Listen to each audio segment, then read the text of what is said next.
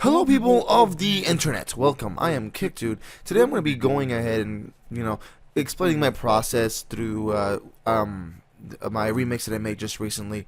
Uh, if you guys have not watched it, go ahead. I'll put a link in the description so you guys can watch it. Essentially, what I was doing here is as I turned like the audio from an entire video. I'll put that video in the description as well. But I'll put the probably not, but I'll just put the video to the description, and that should do everything else. But basically, what happens is that this right here, this one video you see, this is the entire process. Of course, I skipped ahead a little bit because there's a point where I skip ahead 4 hours because I think messing around with drum settings is a little bit difficult and a little bit tedious because I was picking out specific sounds for 4 hours to try to do stuff. Of course, you miss a little bit. This is the part. This is the part where I say, yeah, I had to do an autosave, and I had to renew an autosave because my entire thing crashed. My entire computer crashed, and so that's why the skip of 4 hours. I was recording that 4 hours, and then it just crashed. So I needed to re-record it. But that being said, this is the most of the main thing. As you will see, there is a escalation of like this is like sped up 10 times normal time. The remix is not this fast. Don't be fooled. Don't be fooled.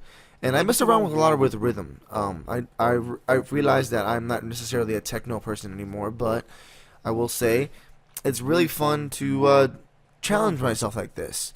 Of course, not all things here are things that I recommend people do. You will go crazy if you attempt to do it like this. Okay, so right now what you're seeing is that I'm using the cursor Edison, or the little dialogue pop up in here as an Edison, basically to assign certain pitches and stuff for voice modulation. And what I'm doing here is that I use the certain word and certain things to put to do bass modification. Now what you see me doing is tuning the bass. Now why am I tuning the bass? Well, the bass needs to be tuned to C on the root notes. That way, when I'm doing stuff, when I like right here, you see it, me tuning it to C, and if anybody who does music for a living or tries to do music for a living, you will know that tuning everything to C is essential. Essentially what that does is it gives you a root note to apply everything to, so that way you're not caught off guard. It's a good way to start off your bass, even if it's just a little bit, but you do get very good results when you do tune your bass or your bass notes to the root note of C. And here I go. This is like I said, it's a long process of me just trying to find specific clips and like specific sounds I'm looking for. That's why you see me zoom in, zoom out, zoom in, zoom out, and get all that stuff done. And I put them in here. I try to, like, I'm trying sounds out together. Like these two sounds would have gone together if I were to do it right. But sometimes I decide they don't work, or sometimes I decide they do work, but they only work in a certain pitch. So that's what I do. That's what I'm doing here. That's what you see here. Me trying out different pitches, trying out different things, and seeing how they work together. Yeah. Well, and this process is I'm just doing a lot of drum sampling. Just try to get different sounds and see how they sound in relation to each other. Unfortunately, you can't drag and drop sounds that exist in the program already to a drum sampling. So you would have to open the sound in a sound editor, then drop that sound into a drum sampler, which for me is kind of ludicrous. It's kind of like a roundabout way, but you can also, like, this is the one thing, you could also just accidentally dump your entire file. But here we go. I'm gonna go ahead and jump 4 hours, and here we are. The 4 hours here that I jumped, it was literally just me finding the basic time template. Of course, I've done a lot more since then. Like I said, 4 hours to do a lot of work. As me recording stuff to make it sound good, and you see it in there. I put some electric guitar in there because I thought it would sound a lot better, and it did. It did sound way better than the synthesized version of it. And this is don't get me wrong. I like synthesizers. I like the way you can do them, but it doesn't work for what I do. Especially since I have the real instrument, why not record a real instrument? It just makes no sense for me to try to record. Sorry, it makes no sense for me to try to sample the instrument when I have the instrument with me. I could, like, when I do. If you go ahead and watch Lou Lily, she has less subscribers than me, but more people watching her, which is freaking awesome. I totally support her on what she's doing, but at the same time, I'm kind of jealous that she has more viewers than I do, active viewers anyway. But when I did her song, a song for her, I did use an actual guitar. I didn't use sampled guitar because I feel that that's kind of cheating somebody, or it's kind of like it diminishes the quality of your work when you do it that way. And it's interesting to note that it's also very hard to do it that way because yeah, like you can see it, like that third line or the fourth line from the top, that is all recorded guitar. If you watch the remix, it kind of goes in line. They're kind of, I think, out of sync by maybe 2 or 3 frames. I couldn't get it to be exactly perfect for some reason. I couldn't get it on the money, but yeah, you can tell that that's the electric guitar. That is the voice that I went with. Of course, at this point, I'm messing around with a bunch of stuff. I'm messing with lines. I'm messing with sound qualities. I'm messing with different pitches, different sounds, and the one thing I did that kind of surprised me is I put a set of, like, I repeated the same phrase over and over again. I blurred it all together, and when I blurred it, it sounded like a chorus. I couldn't pitch it, but it sounded like a chorus. So what I did is I dumped that into just the playlist, and then I recorded it. I pitched it and recorded it so that way it sounds really good. And I was surprised with the results that I got. I was not expecting the amount of good that it came out with it, and I was surprised. Honestly, I was really surprised. Here you're gonna see me mess up.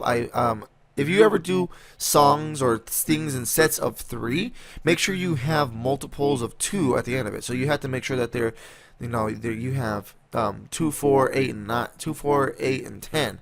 Don't try to this is me pitch correcting something because I wanted a specific note, and I got it, and I got it perfect. So, and then I renamed it to Ah.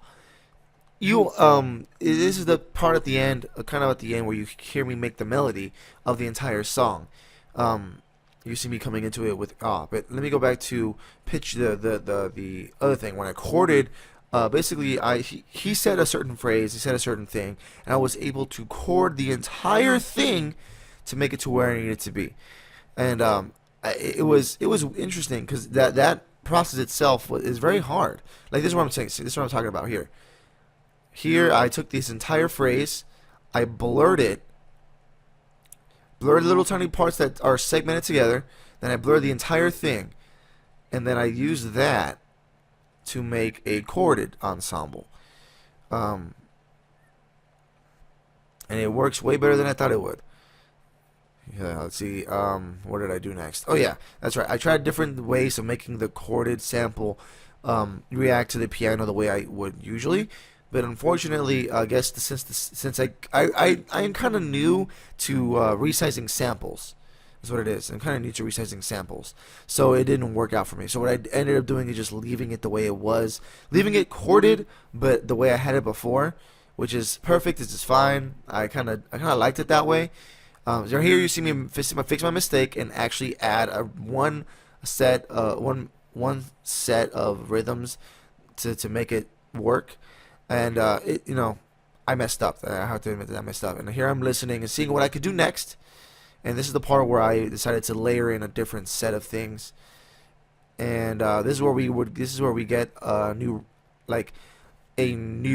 I introduce the melody.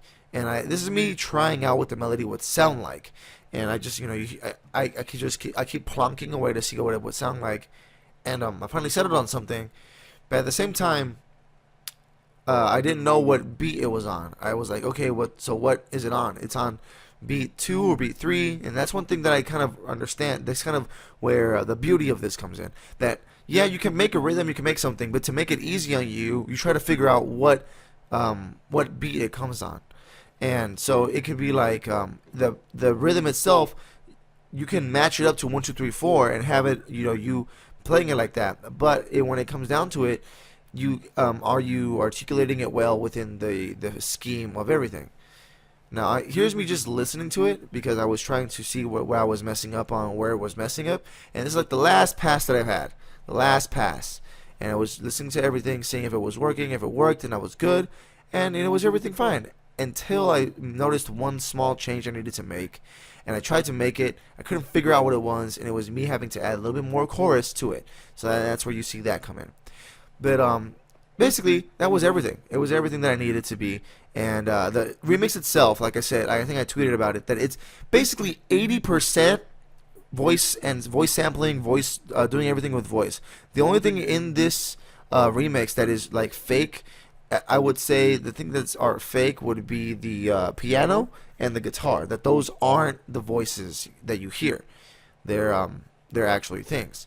So now I am adding fade in, fade outs, the minor details that not a lot of people see, but it's very important to be able to make sure you fade in, fade out, make sure your layers are correctly going in and out of each other. You don't want something to be too loud to stop, so that's why I'm listening to it and very, very carefully going about it. This is the last bit where I put it a stereo fade out, a studio fade out, and then we will be done.